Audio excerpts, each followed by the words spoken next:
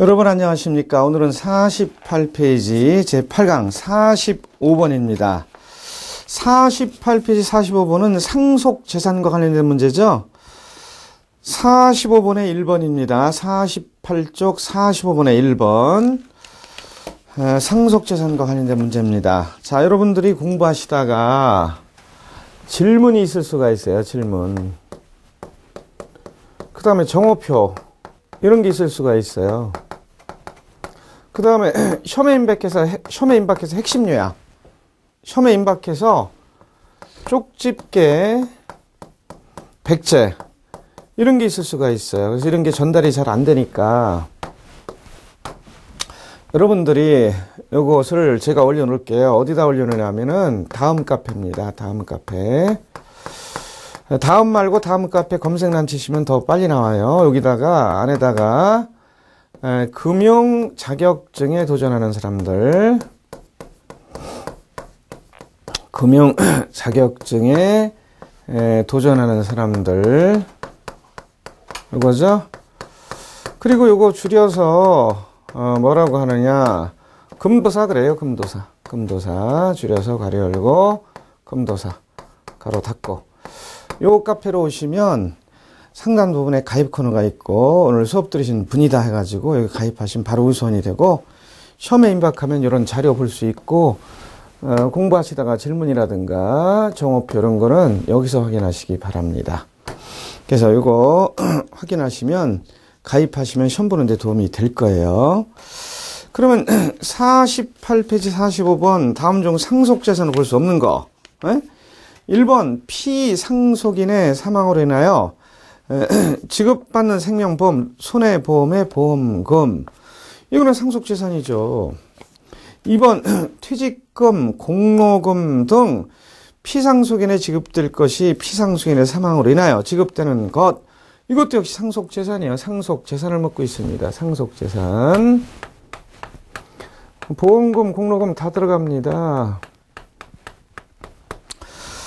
그 다음에 3번 피상속인이 신탁한 재산이나 타인이 신탁의 이익을 받을 권리를 수여하고 있는 경우, 신탁한 재산은 상속재산으로 볼 수 있는데 타인이 신탁의 이익을 받을 권리를 수여하고 있는 경우 제3자 누구에게 줘라 이런 건 안 돼요. 그래서 3번에 맨 끝에 틀렸습니다. 여러분. 4번 피상속인이 신탁으로 타인으로부터 신탁의 이익을 받을 권리를 수여하고 있는 경우, 이거 상속재산이죠. 5번 상속계실 현재 재건축 아파트 중 건물뿐만 아니라 재건축 조합 명의로 신탁 등기된 아파트의 대지권도 상속재산에 해당한다. 맞죠? 대지권, 보험, 신탁재산 상속재산에 들어가는 거죠. 근데 타인이 신탁의 이익을 받을 권리를 수여하고 있는 경우는 안 돼요. 그래서 정답은 3번이었습니다. 그 다음에 상속 개시지가 어디냐, 이거 한번 파악해 봅니다. 상속을 받는 상속 개시지는 피상속인의 주소지예요. 피상속인의 주소지. 그리고 채무가 더 클 때, 채무가 더 많을 때, 빚이 더 많을 때는 어떻게 해야 된다 그랬죠? 상속을 포기한다든가 상속인의 한정승인 항변권 행사한다. 아, 이거 파악했죠? 채무가 더 클 때, 채무가 더 많을 때, 빚이 더 많을 때는 어떻게 해야 돼? 두 가지 방법이 있죠?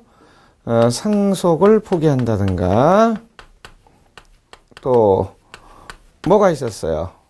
상속인의 한정승인의 항변권. 요거 행사하시면 되는 거죠? 그래서 오늘 우리 공부했을 때 생략하고, 상속 1순위는 누구였어요? 상속 1순위. 직계비소.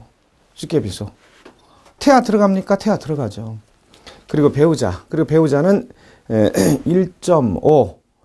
직계비속, 태아, 자녀, 손주 등은 2명이든 1명이든 1입니다. 1, 각각 1씩 2명 이상일 때는. 그 다음에 자녀가 없어요. 직계비속이 없어요. 그럼 상속 2순위죠? 우리 상속 순위를 공부하고 있습니다. 상속순위와 관련해서도 한 문제 나올 수 있으니까 상속순위 확인하고 있어요. 상속 1순위는 직계비속이에요. 직계비속이 누구예요? 아들, 딸, 자녀. 손주도 들어가, 태아도 들어가, 태아. 그 다음에 1, 그렇죠? 두 명이면 각각 1. 그리고 배우자 0.5를 더 추가해서 1.5. 그 다음에 직계비속이 없어요. 자녀, 아들, 딸도 없고 손주도 없고 태아도 없고 아무것도 없어요. 그러면 2순위 직계존속이죠. 직계존속은 누구예요? 부모. 부모. 처해부모는 들어갈까요? 안 들어갈까요? 처해부모도 들어갈 수 있습니다. 그 다음에 누구? 그렇죠. 배우자. 부모님들은 두 분이든 한 분이든 각각 1. 그 다음에 배우자는 1.5. 부모, 직계존속도 없고 배우자도 없다. 그럼 상속 3순위 누구였어요? 형제자매, 형제자매. 그리고 누구도 있습니까? 그렇죠. 맨 끝에 아무도 없다면 사촌인의 반결적도 상속권이 있다. 우리 공부했었죠? 자, 정답 3번이었습니다. 이어서 46번으로 넘어가십니다. 48쪽에 46번이에요. 자, 리카드로 대등정리에 대한 설명 중 옳지 않은 거. 틀린 것을 고르래요. 1번, 공제는 자산이다. 틀렸죠? 미래 조세로 보는 거죠. 미래 조세. 미래 조세. 2번, 소비자들은 합리적이며 미래 지향적이다. 맞죠? 3번, 정부 지출의 재원 조달 방법의 변화는 민간 부분의 경제활동에 아무런 영향을 주지 못한다. 맞죠? 4번, 경제활동 인구의 증가율은 0%이다. 맞죠? 5번, 조세, 징수와 공채 발행은 아무런 차이가 없고 소비, 이자율, 국민소득 등 실질 변수는 불변이다. 맞죠? 따라서 리카드로 대등정리에 대해서는 1번, 공채는 자산이다. 그럼 틀려요. 공채는 미래주세입니다. 그래서 1번만 틀렸어요. 1번이 정답이었어요. 자, 이어서 47번 넘어가십니다. 47번 넘어가시면 채무불이행에 대한 구제 방법인 강제이행의 방법에 해당하지 않는 것은 나와 있어요. 채무불이행. 채무불이행 뭐가 있죠? 채무불이행. 자, 채무불이행과 관련해서도 물론 한 문제 나올 수 있으므로 우리 채무불이행 공부하기로 합니다.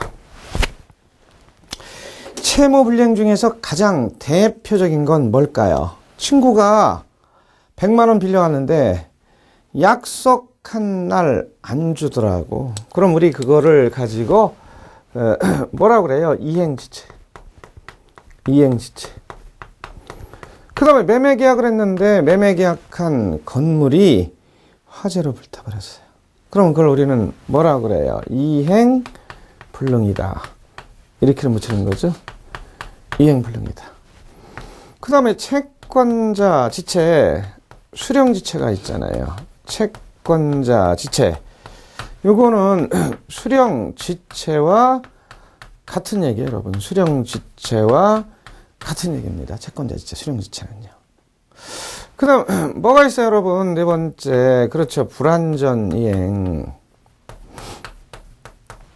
불완전이행.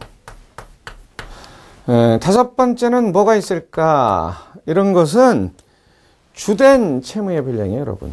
주된 채무. 주된 채무가 아닌 종된 채무. 종된 채무를 갖다가 우리는 뭐라고도 불러주냐? 부수적. 부수적. 그래서 종된 채무의 불이행. 이런 것도 있어요, 여러분.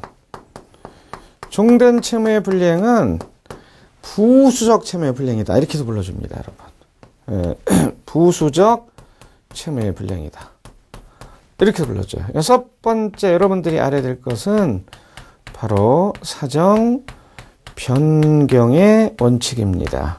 사정 변경의 원칙. 이거 파악하시면 돼요. 그러면 채무불이행에 대해서는 손해배상을 청구할 수 있느냐? 계약이다, 매매계약이다, 해제도 할 수 있죠. 그리고 손해배상도 청구할 수 있다. 이거 파악하시고요. 그리고 강제 집행 방법 중에 강제 이행, 직접 강제, 간접 강제, 대체 집행 이런 것도 있다는 겁니다.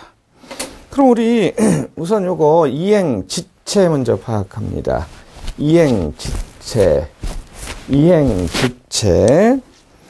자, 여러분들이 이를 돕기 위해서 제일 쉬운 방법으로 파악합니다. 여러분, 제일 쉬운 방법으로.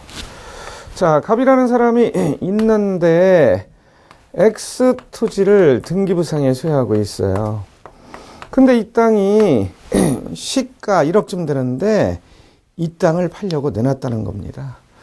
마침 매수인들이 여유자금도 있고 해서 금액도 적당하고 해서 이 땅을 1억에 매매 계약을 하시고 계약금 1,000만 원을 지급한 상태입니다.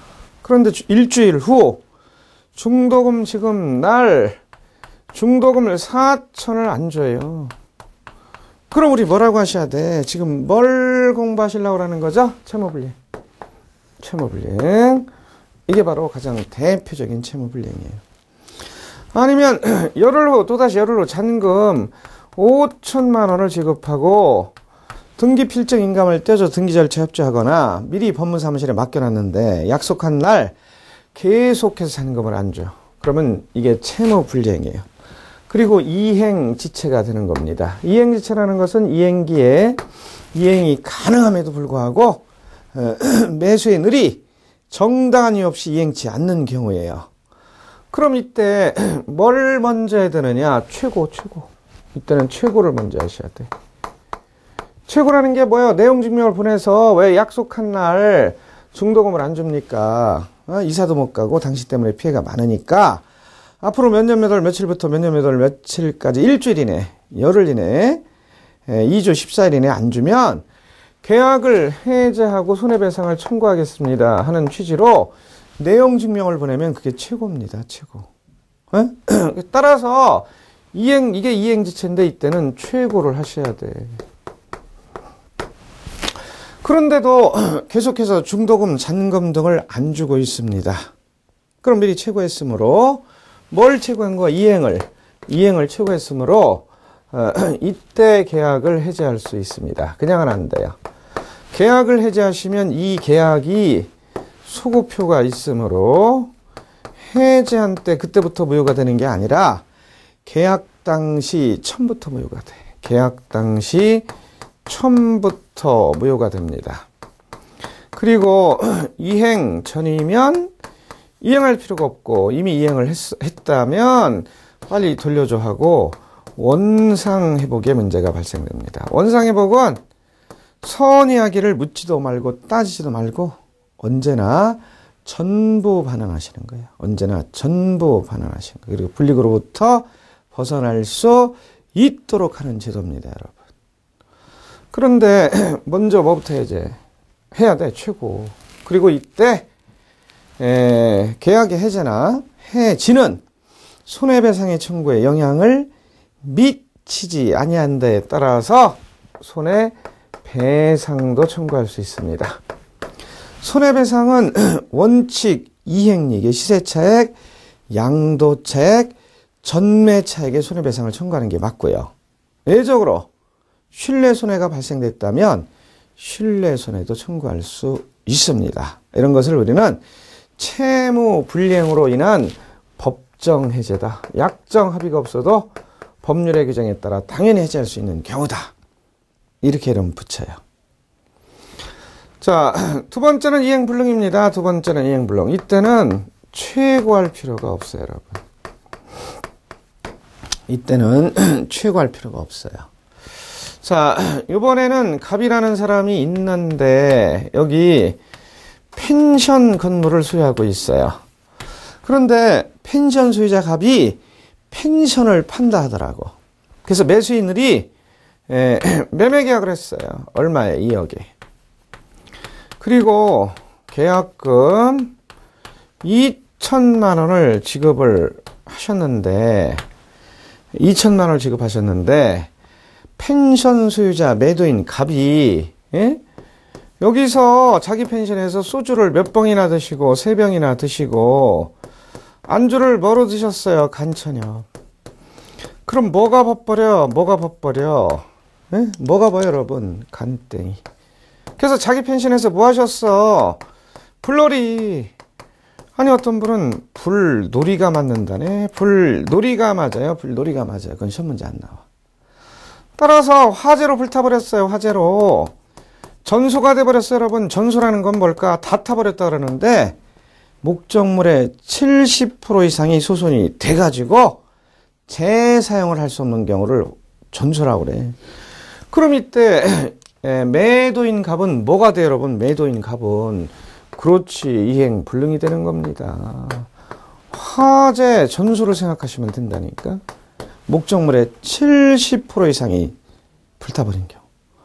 그럼 이때 이분은 뭐가 있는 거예요, 여러분? 그렇죠. 고의 또는 과실이 있는 겁니다. 매도인은. 고의는 뭐예요, 여러분? 고의는 결과의 발생을 예상하고 일부러 한 경우죠. 과실은 뭐예요? 과실. 결과의 발생을 예상하지 못하고 부주의로 일어나는 경우죠. 또는 뭐야? 오하니까 둘 중에 하나만 있으면 돼. 그러면 이때 손해배상을 청구할 수 있습니다.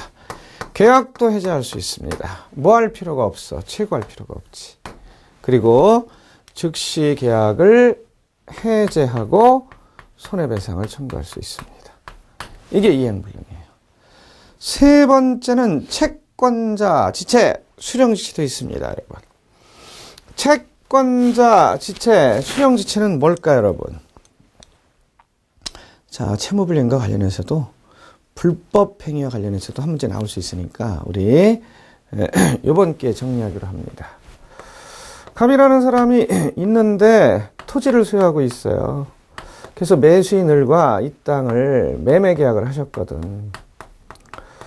그래, 계약금, 중도금, 잔금 중에 계약금, 중도금은 줬는데, 아니면 계약금은 줬는데 중도금, 잔금을, 아니면 잔금을 계속해서 안 주고 있어요. 그럼 어떻게 했어요? 등기필적 인감 이런 걸 갖다 주고 빨리 나중에 돈 생기면 잔금 주시오 해도 계속 안 받아. 그럼 우리는 뭐라고 그래? 채권자 지체, 수령지체. 그럼 이때는 뭘 하셔야 돼? 최고. 언제까지 수령치 않으면 계약을 해제하고 손해배상을 청구하겠습니다 하고 이때는 최고를 하셔야 돼. 그래도 수령치 않으면 계약을 해제하고 손해배상을 청구할 수 있습니다. 수령에 대해서 빨리 최고를 해야 돼. 그 다음에 불완전 이행 나와 있죠? 불완전 이행에 대해 생각해 봅니다. 불완전 이행. 자, 갑이라는 사람이 있는데 이름이 이 만석 아저씨예요. 아니, 제 친구 중에도 있잖아. 이름이 왜 만석이에요? 만석 농사지라고. 그러니까 부자 되라는 얘기예요. 시골 출신이라는 얘기예요. 따라서 이분이 공부에는 관심이 없어도 농사 짓는 데는 관심이 많고 부지런하셔가지고 농사를 많이 져가지고 창고가 많아요. 뭐보다? 주택보다. 그리고 이 창고에는 각각 2,000가마, 5,000가마, 그리고 얼마? 그렇죠. 2,000가마 또 있어. 약 9,000석을 갖고 있는데 여기는 나락이라고 하더라고. 나머지는 쌀이라고 하더라고. 쌀과 나락의 차이점이 뭡니까, 여러분? 어떤 분은 야하게 말씀하시대. 옷을 입었느냐 벗었느냐 차이점이라고. 그 말도 맞죠? 가공을 했느냐 안 했느냐 이 차이점이죠. 자, 나락은 가공을 안 한 채 보관했으므로 장기간 썩지 않고 오래 보관할 수 있는 장점이 있으므로 이렇게 나눠서 보관해야 돼요. 그런데 인근에 농공단지로 식품회사가 들어왔대. 그런데 이 식품회사는 쌀을 주원료로 하는 회사입니다. 그리고 이분의 쌀이 인근에서 품질이 좋기로 유명하기 때문에 전량 구매 매매 계약을 하기로 했어요. 전량 중에 다 팔면 안 되니까 여기 나락 2,000가마하고 쌀 5,000가마하고 7,000가마에 대한 계약을 하셨습니다. 근데 품질이 인근에서 좋기로 제일로 유명하다고 그랬잖아요. 그럼 품질이 뭐냐?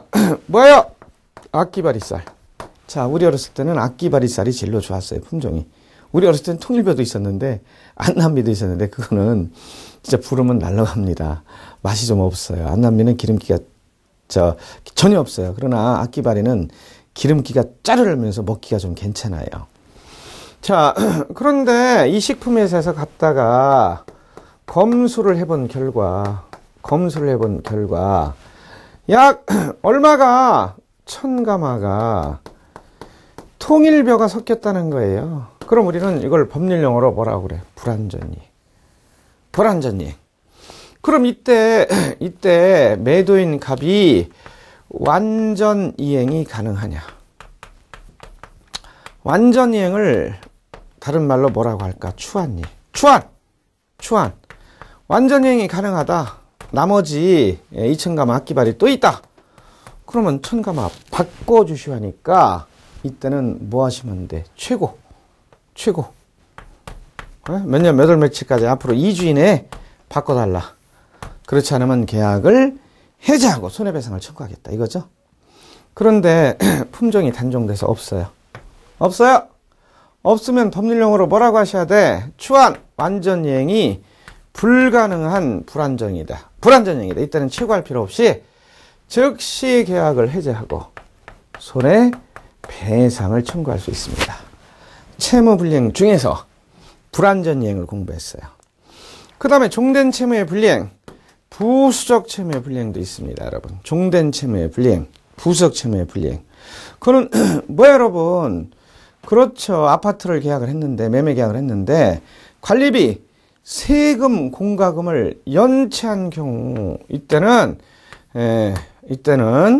계약에 대한 해제권이 발생하지 않습니다. 물론 최고도 할 수 없어요. 물론 손해배상도 청구할 수 없어요? 있지, 그거는. 손해배상은 청구할 수 있어야지. 그래서 최고 없이 손해배상을 청구하시면 되고, 또 관리비, 세금, 공과금 연체한 부분을 빨리 내시오. 내가 내고 손해배상을 청구하겠소. 이렇게 할 수도 있습니다. 자, 종된 채무의 불이행, 부수적 채무의 불이행은 학설이든 판례든 공통적으로 해제할 수 없다는 거. 이게 시험 문제 나와. 해제할 수 없다는 거. 계약에 대한 해제권이 발생하지 않는다는 거. 그리고 뭐가 있어요? 임야를 매입했는데 임야에 분묘가 있어요. 그 분묘를 이장해 주는 걸 조건으로 사셨거든. 근데 약속을 안 지켜. 그럼 우리는 그걸 갖다 뭐라 그래? 부수적 채무의 불이행. 해제권은 발생이 안 돼요. 그러나 손해배상은 청구할 수 있습니다. 또 매매 계약을 할 때 수리를 해주기로 했는데 수리를 안 해줘. 문짝 마루를 갖다가 수리해 주기로 했는데 수리를 안 해줘. 그런 것은 부수적 채무의 불이행, 해제권이 발생하지 않습니다. 또 기계를 샀는데 설명서를 안 줘. 보석 금반지를 샀는데 품질 보증서를 안 주네? 이런 것은 종된 채무의 불이행, 부수적 채무의 불이행입니다. 그래서 계약에 대한 해제권이 발생되지 않는다 이렇게 보셔야 돼. 그 다음에 사정 변경의 원칙, 이건 두 가지로 나눠야 돼. 해지는 전통적으로 사정 변경이 강하게 요구되니까 할 수 있었어요. 그러나 안 된 것도 있었습니다. 판례 입장 파악하시면 돼. 해제는 오히려 전통적으로 안 됐지만 최근에 된다는 판례가 나와 있습니다. 그래서 사정 변경을 원칙으로 해지를 할 수 있으나 없는 경우, 해제를 할 수 없었으나 할 수 있는 경우, 요 판례를 구분하시면 채무불이행으로 인한 경우를 총정리하신 거예요, 여러분. 그러면 사정 변경의 원칙 이해를 돕기 위해서 우리 간단히 확인합니다, 여러분. 사정 변경의 원칙입니다. 그러면 해지는 언제 하는 거냐? 이거는 계속적 채권 계약에 하시는 거예요. 계속적 채권 계약은 뭘 얘기하는 거냐? 임대차 계약 얘기하는 겁니다. 사용 대차 계약 얘기하는 겁니다. 소비 대차 계약 얘기하는 겁니다. 고용 계약, 위임 계약, 임치 계약, 조합 계약, 종신 정기금 계약 얘기하는 건데, 종신 정기금 계약은 727조 소속은 계속적 채권 계약이나 특성상 해지를 하지 않고 해제를 한다. 요거 한 가지 주의하시기 바랍니다. 그러면 해지를 하면 소급효과 없이 해지한 때 그때부터 뭐예요? 그럼 우리는 소급적 효력, 소급효가 아니라 장래를 향한 효력. 장래요. 해지한 때 그때부터 무효가 된다. 이렇게 불러줘요. 그 다음에 해지하시면 장래를 향한 효력으로서 이행 전이면 이행할 필요가 없고 이미 이행을 했다면 원상 회복이나 부당이득 반환의 문제는 발생하지 않고 연체된 차임 청산할 의무는 있다. 이렇게 해결해요. 해제는요. 계속적 채권 계약이 아니라 일시적 채권 계약에는 해지가 아니라 해제를 하는 것이 맞는 거예요. 그러면 이때 일시적 채권 계약이 뭐냐? 매매 계약, 증여 계약, 교환 계약, 도급 계약, 현상 광고 계약, 화해 계약 이거 얘기하는 거예요. 자, 잘 모르시는 분은 임대차 계약이 계속적 계약으로서 해지라는 게 맞다. 매매 계약이 일시적 채권 계약으로서 해제라는 것이 맞다. 이렇게 구분하시기 바랍니다.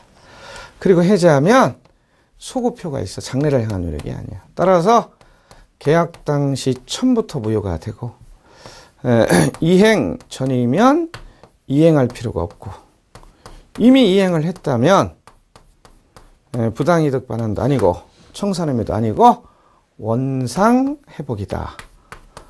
이렇게 불러주는 거죠. 계약 감독을 돌려주는 거. 여기는 장래를 향한 효력이니까 해지하면 처음부터 무효가 아니에요. 계약이. 그럼 언제부터 무효예요? 해지한 때. 그때부터 무효. 장래를 향한 효력입니다. 그때부터 무효가 돼요. 그때부터 무효가 돼요, 여러분. 그때부터 무효. 자, 그러면 이때 우리가 알아야 될 것은 또 뭐냐? 요거 사정 변경을 해지는 할 수 있다. 사정 변경을 이유로. 응? 갑이라는 회사가 있어요. 그런데 이 회사에 을이라는 사람이 이사로서 금융기관에 은행에 보증을 서줬지. 회사에 이사니까. 그런데 보증을 서줬을 때 퇴사하셨잖아. 퇴사. 그럼 이때 사정 변경을 이유로 보증 서준 것을 무효화시키는 게, 물리는 게 해지인데 해지할 수 있느냐? 있죠. 해지할 수 있지. 언제? 언제? 그렇죠. 금액. 이런 거 없어. 기간 이런 거 없어. 그런 거 우리는 뭐라고 그래? 불확정 채무. 불확정 채무는 해지할 수 있는 거예요. 불확정 채무는 해지할 수 있는 거예요. 그런데 사정 변경을 이유로 퇴사한 이후에 해지가 안 돼. 무효로 할 수가 없어요. 그건 확정된 채무입니다. 확정된 채무는 뭐야? 이건 불확정 채무고 해지할 수 있는 건. 확정된 채무는 뭐예요? 그렇지. 5년 거치. 5년 상환. 10억 빌렸다. 이자도 있고. 근저당 저당권 설정하고. 이런 건 해지가 안 돼. 확정된 채무. 이렇게 해지가 되느냐 안 되느냐 구분하셔야 돼. 그 다음에 사정 변경을 이유로 해제는 안 되는 겁니다. 원래 사정 변경을 이유로 해제는 안 되는 거예요. 여러분. 해제는 안 되는 거예요. 사정 변경을 이유로. 자, 갑이라는 사람과 을이라는 사람 사이에 갑 소유의 토지에 매매 계약을 하셨어요. 그럼 이 매매 계약은 일시적 채권 계약이기 때문에 사정 변경을 이유로 이 매매 계약을 해지할 수 있느냐? 없다는 겁니다. 그런데 해제할 수 있다는 대법원 판례도 나와 있고, 이것이 사법시험이든 변호사 시험이든 다른 시험에도 나오는 경우가 있으므로 여러분들한테 소개를 해드릴게요. 그러면 사정 변경을 이유로 해제할 수 있느냐? 언제? 에? 당사자 간에 고의 또는 과실, 귀책 사유가 없다면, 그리고 객관적 요건을 갖추고 있다면, 그리고 현저한 사정 변경이 인정된다면, 현저한 사정 변경이 인정된다면 사전 변경을 이유로 일시적 채권 계약인 매매 계약도 해제가 가능하다는 거예요, 여러분. 그럼 언제냐? 그런 건 언제냐? 에? 아니, 이 땅이 지자체 소유입니다. 그런데 개발 제한 구역이었는데 개발 제한 구역에서 해제가 됐어요. 그래서 매수인들이 뭐 하시는 분이에요? 이 명태 아저씨 뭘 갖고 있어요? 퇴직금. 퇴직금 가지고 이 땅을 사가지고 여기다가 식당을 건축을 해서 식당을 운영하시려고 지자체 소유 땅을 샀는데, 아니 식당화가 안 나요. 건축법령상의 제한, 시설, 녹지 등의 제한으로 말미암아 허가가 안 나. 허가가. 그럼 이거 사정 변경인데 당사자 간에 귀책사유 없지. 현저한 사정 변경은 있지. 그리고 객관적 요건이 있으면 해제할 수 있는데 객관적 요건이 없으므로 결국 또 해제할 수 없다는 겁니다. 이유는 뭐야? 식당화가 나느냐 안 나느냐 미리 관할 관청에 한 번도 알아보지 아니하였다면 그거는 객관적 요건이 아니라 주관적 요건에 불과하다. 따라서 해제할 수 없는데 객관적 요건까지 이 세 가지 요건을 갖추고 있다면 결국은 해제할 수 있다는 대법원 판례입니다. 안다 스탠, 모른다 스탠. 머리 지난다 스탠? 조금 어렵죠. 자, 그럼 요번에 파악할 것은 채무불이행에 대한 구제 방법인 강제이행의 방법에 해당되지 않는 것은 나와 있어요. 손해배상을 청구하는 것은 강제행위 아니에요, 이거는요. 강제행은 뭐예요? 직접 강제, 직접 압류, 가압류를 하는 경우, 중도금, 잔금을 안 주면. 아니면 잔금까지 줬는데 소유권 이전 등기 안 해줘. 그럼 압류, 가압류를 주택해버려. 가압류는 개인이 하는 거고, 압류는 소송을 해서 판결을 구한다든가, 법인채 산다든가 이런 거죠. 그게 직접 강제, 강제 이행의 방법이에요. 대체 집행은요. 제3자에게 여기 건물을 신축하는 건데 건축업자가 건물 신축을 안 해. 그러면 다른 기술자에게 신축하라고 하고 돈 내놔 받아서 줘. 그게 대체 집행이에요. 강제 집행이에요. 그 다음에 3번 간접 강제, 형성 판결. 이건 다 강제행위죠. 판결을 구하는 것은. 그러나 손해배상은 강제행위 방법에 해당되지 않으므로 손해배상을 정답으로 고르셔야 됩니다. 손해배상을 정답으로 고르셔야 됩니다. 자, 제8강 수업은 47번까지입니다. 49페이지 강제집행, 강제이행, 직접강제, 대체집행, 간접강제, 불법행위 책임 시험 문제 나올 수 있으니까 읽어보시기 바랍니다. 제8강 수업은 여기까지입니다. 여러분 수고하셨습니다.